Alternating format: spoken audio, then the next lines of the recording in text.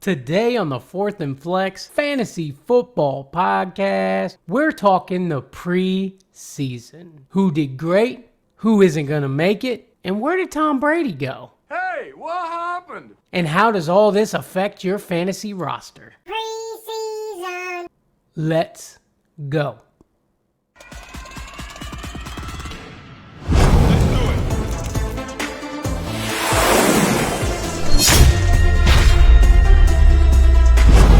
Are you ready? We are back like them dinosaurs from the 90s, baby. You know what I'm talking about, Trey? Oh my God, what a good one. I like that. We go way back, baby. Welcome to the Fourth and Flex Fantasy Football Podcast. I am your host, Bandy. With me, as always, is Trey. How's it going over there, Trey? It's going good, man. I'm excited. We're getting closer and closer every day to football season, baby. That is right. That is right. So right now we're in the preseason, baby. Speaking of preseason, today we are talking about 10 things that the preseason has already taught us. Let's go ahead and get it going, get started. The first thing we have learned from the preseason is Dameon Pierce may be the real deal. Hey, man, he looked good. He looked good. Everybody's talking about him. Everybody's buzzing about him. What was it? 5 rushes for 49 yards and 1 catch. He does play for the Texans, so that probably scares a few people. But what do you think? Yeah, man, I think he looked really good. They come out and said that basically he had the best running back rating out of the preseason, out of all the running backs that were out there. I think it was like a 90 is what they gave him, and dude was killing it. He was showing a lot of poise, and he was juking back and forth. He was killing it out there. I was very impressed. Yes, sir. Now, being part of the Texans offense, that's not going to be it can't be great because unless, we'll see how that goes. But still, I think that, somebody's got to produce on that offense if they're ever going to win any games. So I think that from what I've seen from preseason, which, it's not a lot to look at, but he definitely showed more than what I was expecting to come out of him. Yeah, me too. A lot of people's worry is probably, that Marlon Mack was just signed to be the guy there, but they only signed Mack to 1 year, $2 million, which is less than they pay Rex Burkhead. And I think easily Dameon Pierce could become the guy there. Marlon Mack also has a history of being injured. So, if he goes down, we know Rex Burkhead is not the guy as much as he wants to be. He just isn't the guy. I'm excited for Dameon Pierce, man. And I will say that 42 of those 49 yards were after contact. So he definitely knows how to break a tackle and really push through some guys. He showed his speed. He showed his power. Another thing I might be a little concerned about is that their head coach, Lovie Smith, he's really old school, and he tends to rely on his veterans more than he would a rookie, which I agree with, actually. I'm just excited, and I want to see Dameon Pierce get going. I'm sure we all are. But, yeah. Also, you got to think about this. He's always split carries in college. He was never the workhorse. So that's something to think about.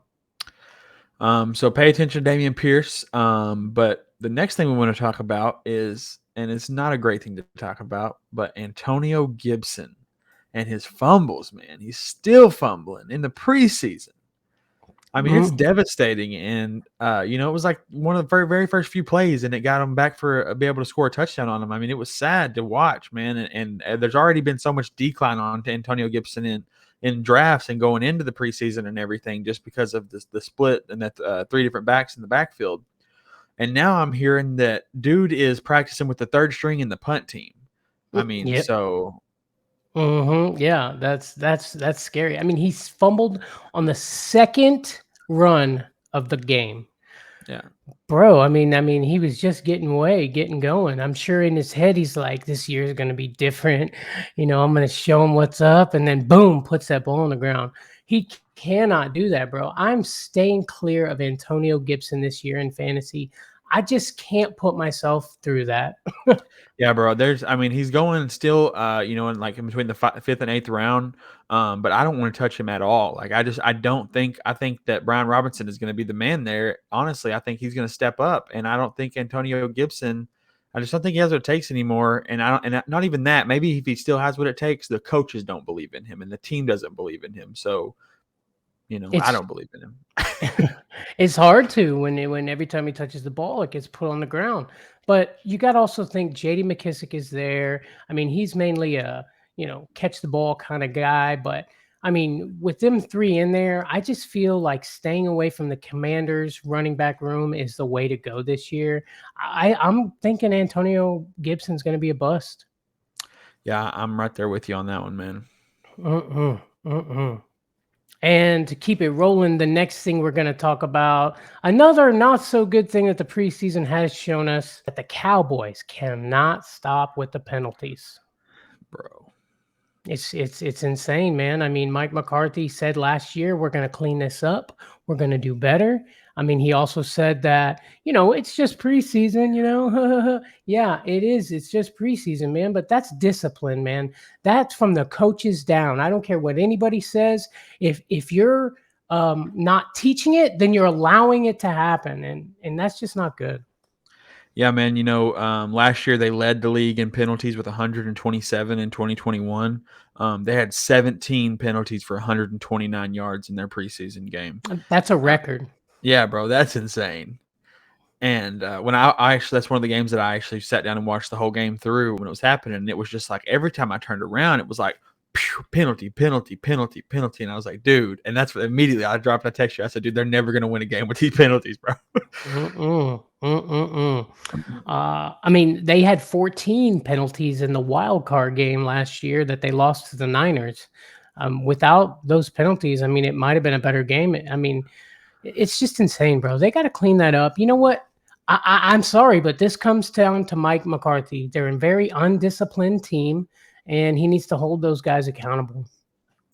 Yeah, man. And I've actually, we as a fourth and flex, we've been on the climb with the Cowboys during the offseason. We've really been kind of rising on them, but this doesn't help at all, man. I mean, this is, it's not a good thing. You're right. We started the year really, disliking the Cowboys, but the more we thought and dug into it, we were starting to like them. But if they don't knock all these penalties off, I don't know if I'll be able to trust them this year. Yeah, I don't want my quarterback throwing from 3rd and 50. You know what I mean? Yeah. The Fourth and Flex Fantasy Football Podcast is brought to you by Manscaped. Manscaped is your leader in the below-the-waist male grooming. Guys, let me reach into my magical Manscaped bag here and pull you out something nice. Looky there, the Lawnmower 4.0, baby. This thing is a bad mofo right here, bro. I love it, man. It is doing its job very well, if I might add. My balls are smooth as a baby's bottom. This mixed with the Crop Reviver ball toner, bro, it's like lotion for your ball sack. I'm telling you, bro, you hit it with the shave, then you hit it with this. Whoo, it's smooth, baby. I know because I have literally shaved mine with a razor. I've shaved it with a hair trimmer, and it always feels rough and bumpy and all that. And I mean, bro, you hit it with this ball toner, man, and it is smooth as your girl's legs. I'm telling you guys, get that performance package. It has all them goodies. You get some free gifts. You get the boxers. You get the man shed, bro. That's where it's at. Let me tell you, bro. Let me tell you about the boxers, okay? Anti-chafing boxer briefs. They are so fire, bro. I went for a jog the other day. I purposefully put on the boxers just to see how good the anti-chafing was. I ran all the way around the block 3 times. I come home sweating my ass off, head to toe. No chafing, no problems. Love it, bro. They're so comfortable. They're smooth. They're silky. And they say Manscaped at the top. If they see it at the top, then they know it's good at the bottom, baby. That's right. Guys, right now you can get 20% off and free shipping worldwide if you use our promo code down there at the bottom of the screen, Superflex20. Go to manscaped.com, use the promo code Superflex20. You'll get 20% off. You get all the good things, and your lady is going to love you. Guys, check out Manscaped. Your balls will thank you. But moving forward, we also have Romeo Doubs might be the number one for the Packers. What do you think about that? Yes, sir. Yes, sir. He looked great in that game, man. Aaron Rodgers was talking him up. So, I mean, I think this is going to make the Lizard King shares go down. I mean, everybody's really high on the Lizard King, Alan Lazard, this year. And I just think Dobbs playing the way that he did, it's really not looking good for Lazard. Yeah, man, I was really excited to see how he played in the preseason game, and he definitely showed some spurts. The only thing that scares me is because Aaron Rodgers is the quarterback, and it's like, is he gonna, because he just has those things with the rookies, man. But I know he's already talked up Dobbs and everything like that, so I like that.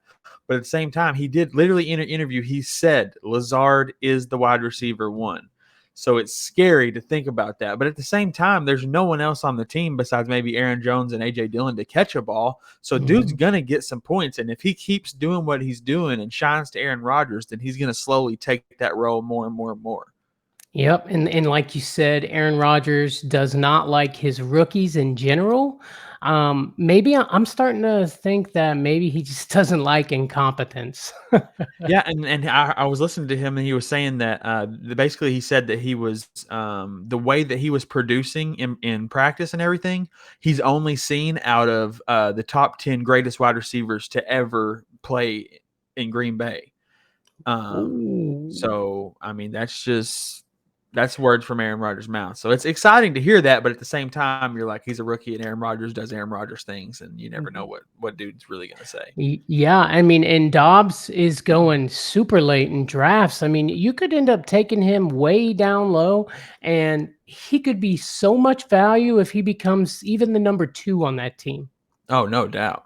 I mean, he's going undrafted in some places, which, and Mhm. probably not more and more as we get closer to the year, you'll have to take him with one of your last two picks. But still, even then, he's value if he does anything. I would be willing to throw a dart at that guy, No doubt. 100%. 100%. And let's keep rolling. Uh, George Pickens carving up that D, baby. Yes, sir. Yes, sir, man. He was fighting the defense left and right, man. I mean, he was really killing them, and he got that deep touchdown. I mean, I'm excited for him, dude. I think that he's going to be superior than Chase Claypool in this role, man. Yeah, no, I could see that for sure. Maybe not quite a Deontay Johnson, but People are what? saying that he might take over Deontay Johnson and outperform him. I think that's a little reach. I think that's a little far. I think Deontay Johnson is a monster. He's just been quiet because of what he's been dealing with the past couple of years with his quarterback. But we'll have to see, man, because everybody's looking for the next Jamar Chase and, Justin Jefferson. That's what everybody wants. And maybe George Mhm. Pickens is it. I mean, he could be. He went 3 for 5, 44 yards and 1 touchdown for the plays that he was on the field. And that touchdown was he caught that touchdown from Mason Rudolph. Yeah. So listen, if he can catch touchdowns from Mason Rudolph, then he can definitely catch touchdowns from Mitchell Trubisky, right? Right. I mean, that's what I'm thinking. I think this guy in your dynasty leagues will be a phenomenal pickup. No doubt. Yeah. If you haven't already done your rookie draft in your dynasty leagues, like George Pickens is the man. And he in most dynasty leagues that have already done their draft, I think he went lower than Drake London, Traylon Burks, all these other guys who are struggling in the Mm. offseason. But Pickens is tearing up. So if you got him when you that low, did a good job. And I would honestly I would take him over Dubs in a Mm. redraft. I would take him definitely a lot sooner. But you can still get him super late, probably the 7th or 8th round. So if, like I say, if he's anything on that team, it's value when you're getting those late round rookie picks. Gonna be Pickens me up some George, buddy. There you go. And we keep it rolling on the same team. Let's talk about Kenny Pickett, who should poise in the pocket. Yes, he did. Yes, he did. 13 for 15, 95 yards, 2 touchdowns. One of those touchdowns was a game winner, I might add.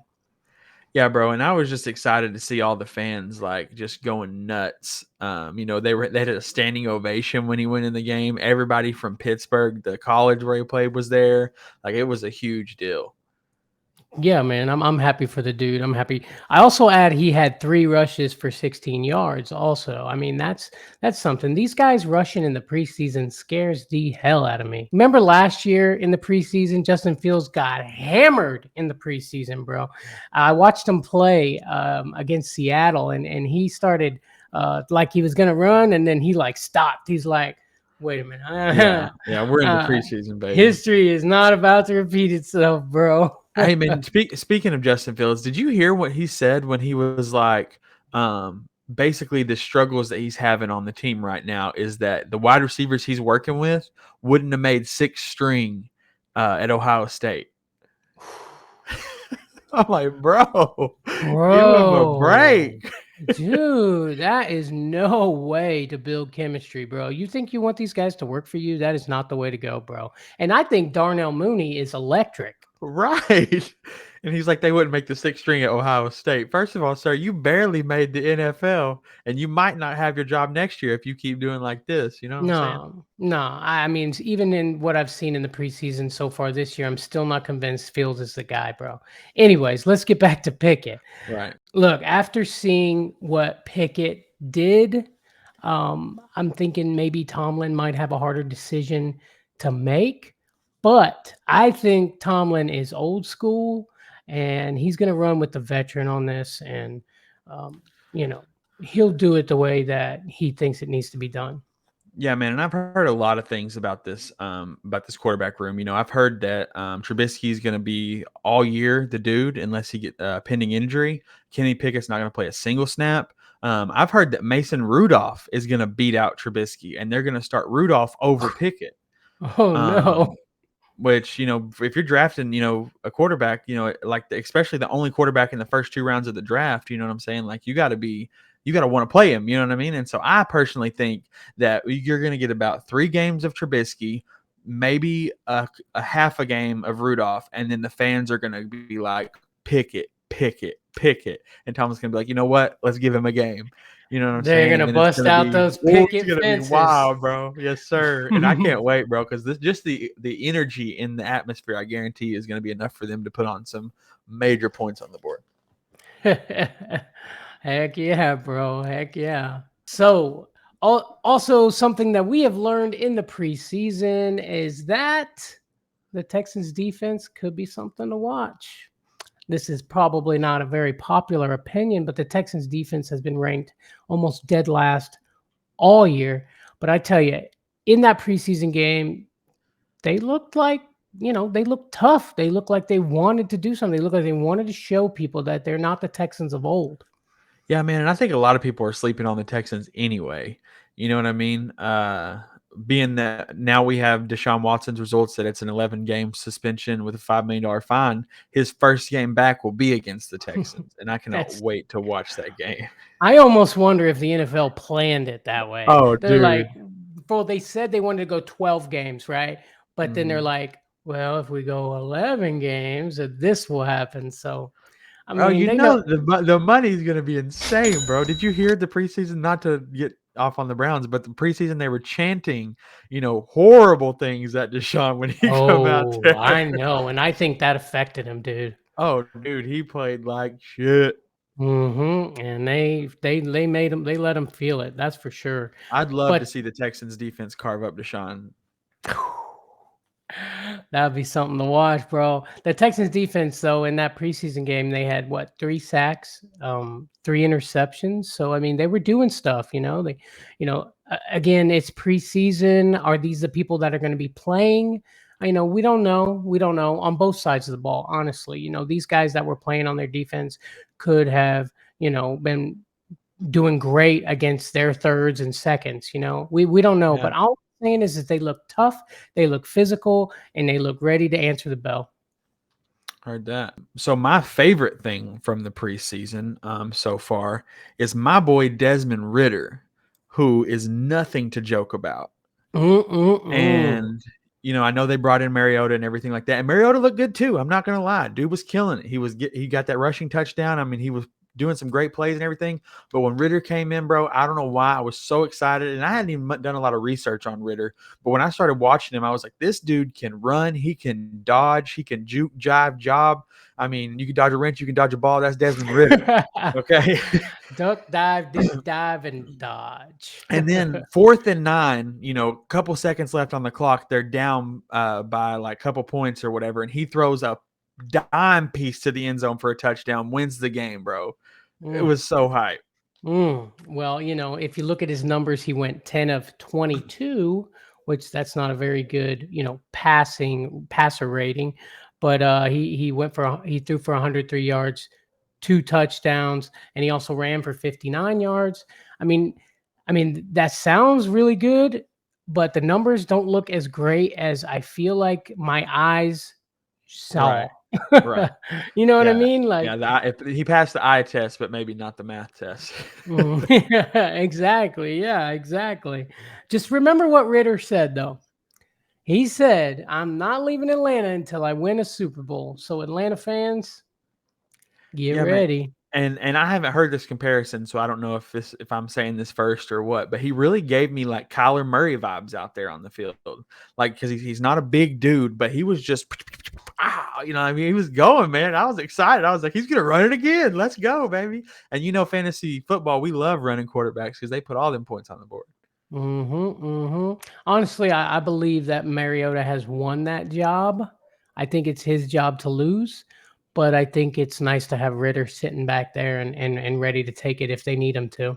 And I personally hope that Ritter does get to sit back and kind of watch and really get a feel for the NFL before they throw him out there, and then him screw it up because he got put out too early. You know what I mean? Yeah. Not that I love for him sitting behind Mariota more than anybody else, but I don't think it's a bad thing. If anything, Mariota has been there. He's seen a few things. He's been in a few different teams. He knows how things work. So at the very least, he can give him a lot of good pro advice, Yeah, no doubt.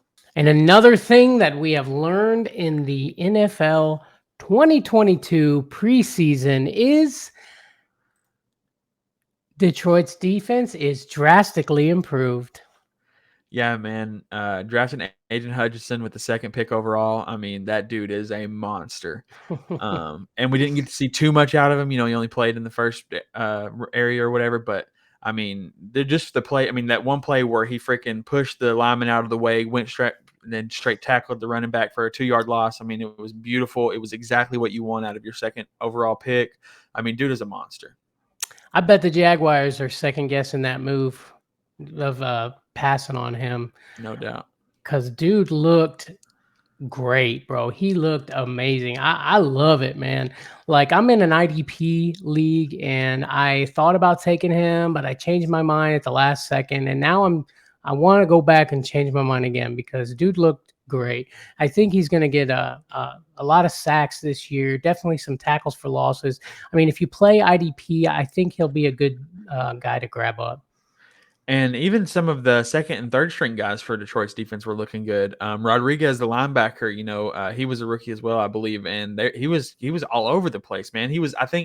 I was watching the game and listening while I was cooking dinner, and he was in on like every other or every tackle. It was like Rodriguez again, and they were like Rodriguez again. I was like, dude, who is this dude, man? Yeah, they kept talking about him, but they kept saying like they called him Rodrigo, and like his teammates didn't know. His teammates call him Rodrigo, but they said by the end of it, you'll know his name, Rodriguez. Yes, yeah. I tell you, man, they looked to me like they were on a mission to prove that they are not the Detroit Lions of last year. No doubt. No doubt. All right. So the last thing that we've learned from the preseason so far, and it's very sad to talk about, with my Russell Wilson at heart, but Geno Smith is not the answer for Seattle, man. He's just not. I mean, Drew Lock, I don't think is either, but Geno Smith definitely isn't. I would want them to start Drew Lock every day of the week over Geno Smith. I mean, he struggled in the first game, but he got a touchdown. But the second game, he struggled, and man, he wasn't moving that ball, bro. He couldn't move it down the field. He couldn't. He didn't look good in the pocket. He was seeing ghosts. I mean, Yeah, and the more the game went on, the second game against the Bears, it just looked like he was like doubting himself the more the game went on, and he stopped trying to do good deep passes and everything. He started checking down constantly to the tight end or a running back and everything like that. And don't get me wrong, DJ Dallas looked good. I like DJ Dallas. But Geno Smith, man, was I just don't think Seattle needs Jimmy G. Somebody in Seattle call Jimmy G, get him out there before the Browns do or somebody else does. That you need him, because Geno Smith ain't it, and Drew Lock isn't going to help you win anything this year anyway. Yeah, I agree with that take. Geno is not the answer. Drew Lock is also not the answer. But if you had to pick one, I'm going Drew Lock. Yeah, I'm locking it in. Yeah, lock that bad boy in, because I know that there's a lot of Geno Smith truthers out there. There really is. I've literally had people DM me to tell me about how great Geno Smith is, and my eyes don't lie, buddy. I'm sorry about it, but Geno is not the answer. Yeah, and he's old.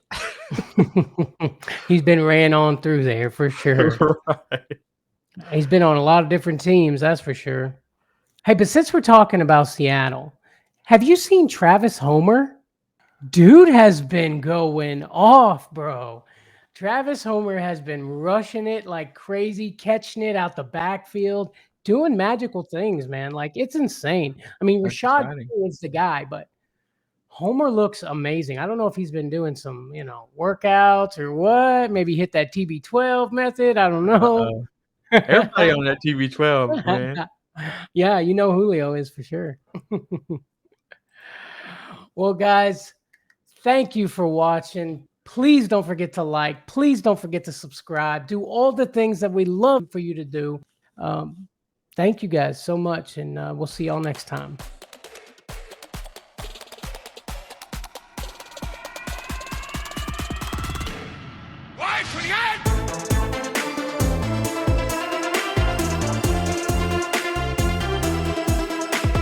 Two times I want to bust it on it, boy.